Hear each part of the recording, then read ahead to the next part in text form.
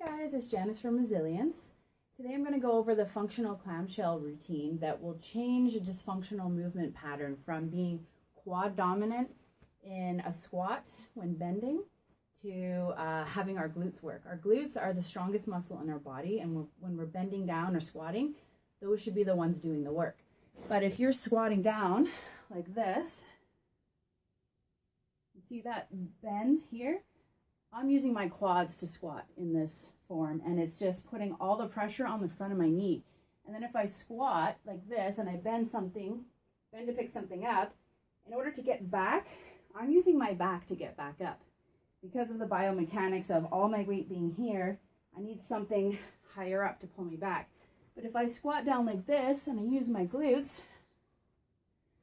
I pick something up and I'm using my glutes to pick it up. So that's a lot better for your back, obviously. So a lot of trainers will try to just get you to do some clamshells like this. So that gets your glutes working, yes, and it strengthens them. But if when you are squatting and bending and you're not using them in the proper form, you're going like this, it doesn't matter how strong they are. So if you do a functional routine, by tying something like this around, it actually helps your body to learn how to do it in real life. So pick a band that's pretty strong for you. This one's kind of weak for me, but it's the one that I have right now. So what you want to do is you want to hinge back just about halfway. Okay. Now the key thing is to make sure your feet are always pointing forward. So a lot of people will compensate and their feet will turn out. Then you're not really activating the right muscles. So feet have to be like that. Another thing people do is, you see that my feet are supinating or everting like this. So you need to keep your big toes stamped down.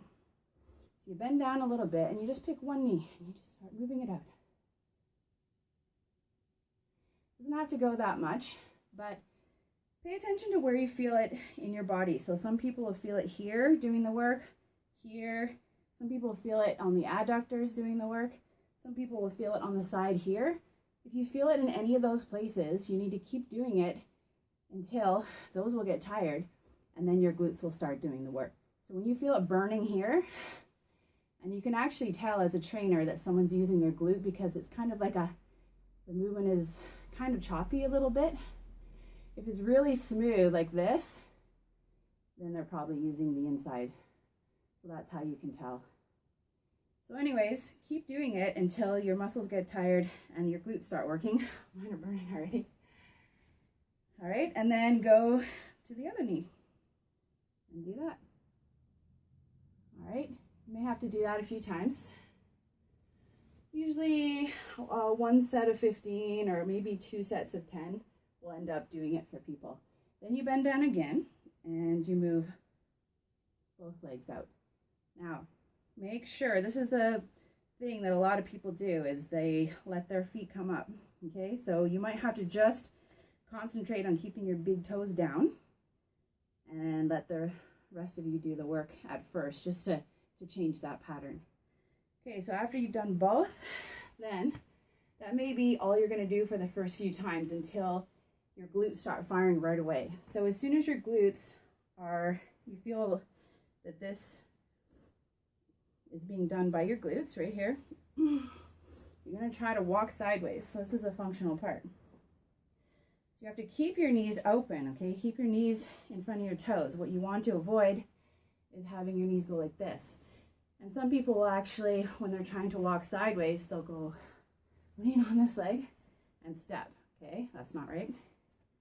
Another thing that happens is when they step, their glutes turn off and their knees go in. And it's not even that obvious sometimes. It could be just a little bit, right? So what you want to do is practice keeping your glutes engaged. You can imagine pushing down and out with your feet as if you're going to go like this, but you're not. You're just staying here. And then little steps, baby steps. Okay, if your knees go in when you step, fix them, go again. Okay, oh. There we go. So do that back and forth 10 times, maybe 2 sets of 10, okay? This way, This way. Okay, good. Now, after you've done that for a couple weeks and changed your pattern, then you can do the hardest one. It's called the monster walk. And check out Craig Liebenson, because he taught me this, and he's really awesome. Your knees out and just shuffle. Just like Frankenstein. All right, so then you've got your movement sideways, you've got your movement in front, all using your glutes. And you should be good to go.